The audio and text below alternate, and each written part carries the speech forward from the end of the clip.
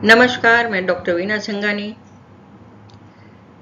AEC पाठ्यक्रम NEP के एक नया पाठ्यक्रम लगा है जो दिल्ली यूनिवर्सिटी और दूसरी कई यूनिवर्सिटी में लागू किया गया है, जिसका नाम है जन संचार और रचनात्मक लेखन।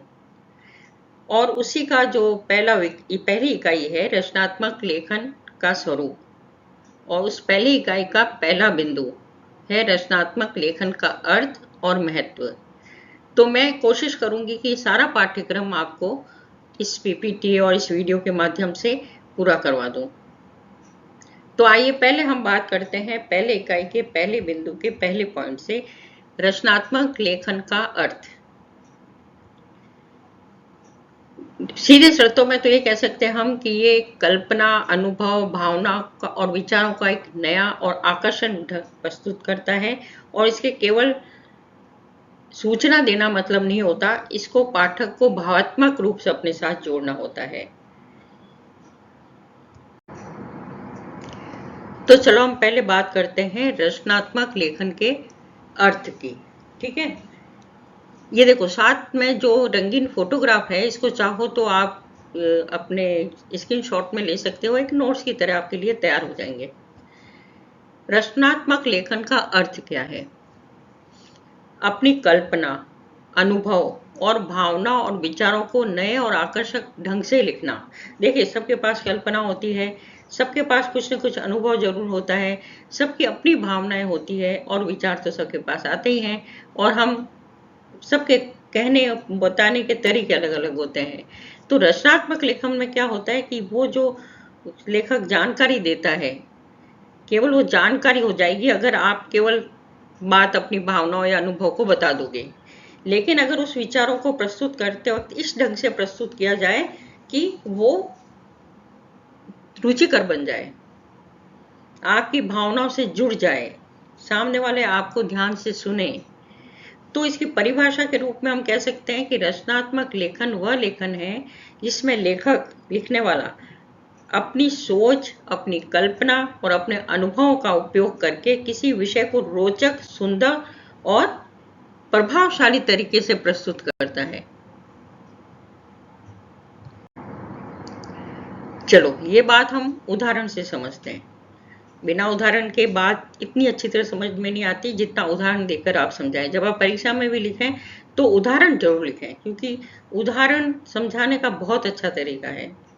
तो मान लीजिए कोई स्टूडेंट या विद्यार्थी बारिश पर लिखने के लिए उसको कहा जाता है कि भैया बारिश पर लिख दो, तो क्या लिखेगा? आज बारिश हुई, सड़कें भीग गई, रास्ते बंद हो गए, नाला आ गया, जो भी आप देखते हो लिख देते हो। तो सामान्य लेखन है। लेकिन यही बात अगर आपने इस तरीके से लिखी कि पहले बारिश की बूंदें जैसे ही धरती पे गिरी, सूखी मिट्टी से भीनी भीनी खुशबू उठने लगी, पेड़ पौधे झूम उठे और बच्चों के चेहरों पर खुशी खिल उठी, तो ये क्या हो गया? रचनात्मक लेखन। बात तो वही हुई भाई कि बारिश हुई, पेड़ पौधों पे हरियाली छाई, जो भी है, लेकिन अगर आपने उसको बहुत तरीके से अच्छी भाषा में पिरोकर अपने भाव को सुंदरता से, कल्पना से बनाकर कहा, तो वो होगा रचनात्मक लेखन, क्रिएटिव राइटिंग। क्योंकि इसमें कल्पना, भावनाएं, सुंदर भाषा का प्रयोग किया गया, तो ये एक रचनात्मकता हो गई। रचनात्मक लेखक में लेखक अपनी बात को इस प्रकार लिखता है कि जो पढ़ता है उसके सामने एक दृश्य सा कल्पना बन जाती है। देखो बच्चों, कई बार क्या होता है कि आप कोई मूवी देख के आए, सपोज मूवी देख के आए और आपने अपने दोस्त को या अपने घर वालों को मूवी की कहानी सुनानी शुरू की, तो सिंपल सी सुना दी, ऐसा हुआ, वैसा हुआ, वैसा हुआ। लेकिन कई लोग क्या करते हैं कि उस कहानी को इस तरीके से सुनाते हैं कैसा लगता है कि उसने खुद ने मूवी देख ली, उसको जरूरत ही नहीं पड़ी मूवी देखने की। वो उसकी कहानी कहने के तरीके से ऐसे लगा, ऐसा महसूस हुआ कि वो मूवी देख के चुके हैं। तो रचनात्मक लेखन ये है कि भावनाओं को महसूस करके और विषय को रुचिकर बना देना रचनात्मक लेखन है।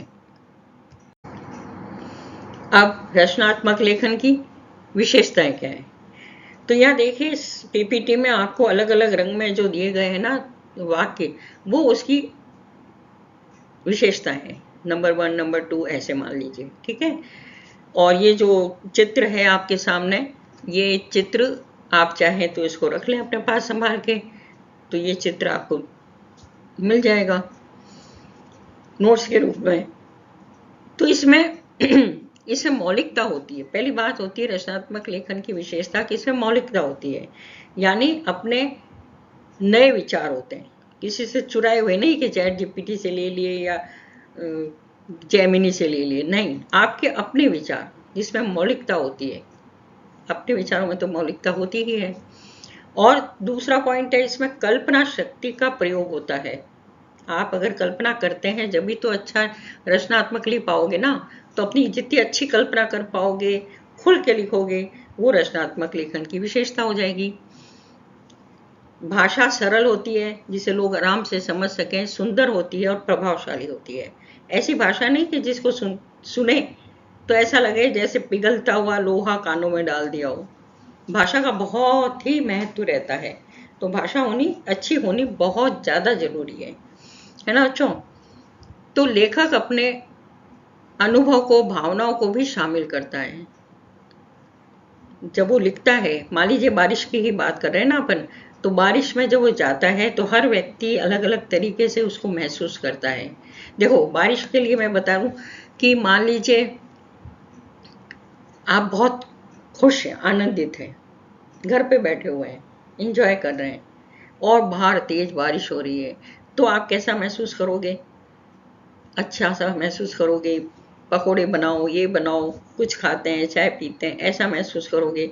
लेकिन अगर दूसरी परिस्थिति में कहीं आप ऐसी जगह फंसे हुए हो कि आपको घर पहुंचना मुश्किल हो जाएगा बारिश के कारण, तो आपके मन में घबराहट बनती है। फिर आप वैसी कल्पनाएं करते हो कि कहीं ऐसा ना हो जाए कि नाला आ जाए और मैं बह जाऊं, कहीं ऐसा ना हो जाए कि मेरी गाड़ी में पानी भर जाए, कहीं ऐसा ना हो जाए, कहीं वैसा ना हो जाए। तो अलग अलग कल्पनाएं होती है। तो वो जो अब लेखक जो होता है ना, वो अपनी भावनाओं को उसमें शामिल करता है।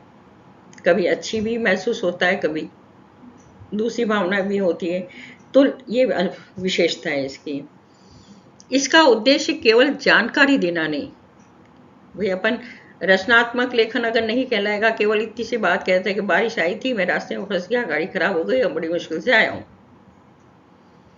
बल्कि इस तरीके से बात को कहना, इस तरीके से लिखना या कहना कि जानकारी न लगे बल्कि पाठक को प्रभावित करे और उसको भी सोचने के लिए प्रेरित करे कि भाई कैसा होता अगर ऐसा होता। तो रचनात्मक लेखन की ये विशेषता है।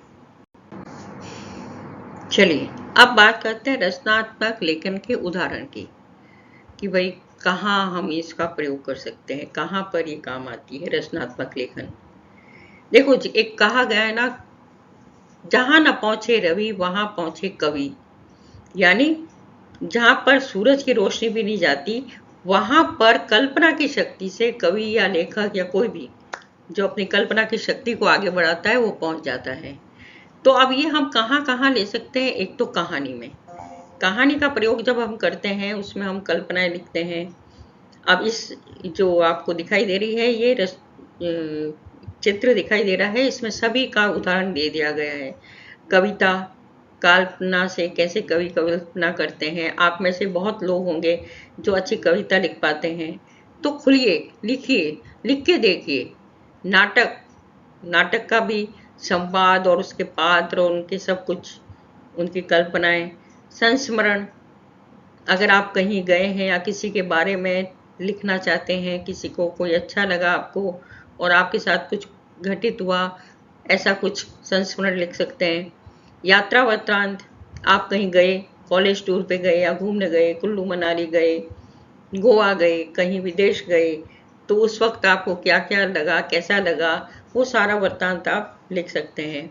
लघु कथा, देखो कहानियां उपन्यास होते ही हैं, आजकल एक जो नई विधा चली है लघु कथा, लोग छोटी छोटी कहानियां सुनकर बड़ी बड़ी बात कह जाते हैं। तो ऐसी काल्पनिक बातें जिसमें रचनात्मक लेखन बहुत अच्छा हो जाता है। संवाद यानी डायलॉग, चाहे नाटक के हो चाहे कहानी के हो। आत्मकथा, हमारी खुद की कथा, हमने अपने जीवन में क्या किया, हमने जीवन में कैसा महसूस किया, बचपन से लेके अब तक। जरूरी नहीं है कि आप बूढ़े हो जाओ तब लिखो, अब तक कुछ भी जो आपके साथ हुआ, आपने जो महसूस किया, वो आत्मकथा के रूप में लिखा जा सकता है। और बहुत से लोग आजकल आत्मकथा लिखते ही हैं। ब्लॉग या रचनात्मक लेख आजकल, क्योंकि सोशल मीडिया है तो ब्लॉग भी बहुत लिखे जाते हैं। और ऐसा नहीं है कि ये इसके लिए आपको कोई विशेष गुण होना चाहिए, बस प्रैक्टिस की जरूरत है। अगर आपने एक बार लिखना शुरू कर दिया ना, मान लीजिए आपने कहानी लिखने की आपकी है इच्छा, मन में उमड़ रहा है, मुझे पता है सबके मन में उमड़ता है, सबके मन में कुछ होता है लिखने के लिए, लेकिन पता नहीं किस झिझक के कारण हम नहीं लिखते। सोचते अरे कोई क्या सोचेगा। कई लोग तो पता है अपनी पर्सनल डायरी पे ताला लगा के रखते हैं। नहीं, आप लिखिए, खुल के लिखिए। आप खुद कुछ दिनों बाद ये महसूस करोगे कि भाई मैं पहले कैसे लिख रहा था और साल भर बाद मेरी भाषा कैसे बदल गई। मैं अच्छा लिखने लगा, छपने लगा, बोलने लगा, तो आत्मविश्वास भी बढ़ेगा। तो ये लेखन, रचनात्मक लेखन के उदाहरण हैं। तो अब हम निष्कर्ष में क्या कह सकते हैं? निष्कर्ष में हम कह सकते हैं कि रचनात्मक लेखन अपने विचारों, अनुभवों और कल्पना को ऐसी भाषा में लिखना जो नई लगे, रोचक लगे, सुंदर लगे, प्रभावशाली लगे। केवल सूचना देने का माध्यम न बने। आप ऑफिशियल लेटर देखते हो ना, उसमें केवल सूचना दी जाती है, उसमें कोई अलंकारिक भाषा नहीं डाली जाती। वो रचनात्मक नहीं है। रचनात्मक वो है जो आप लिखोगे कहानी के रूप में, कविता के रूप में। तो जो सूचना देने का माध्यम नहीं, बल्कि भावनाओं और विचारों को सृजनात्मक रूप से व्यक्त करने की कला है।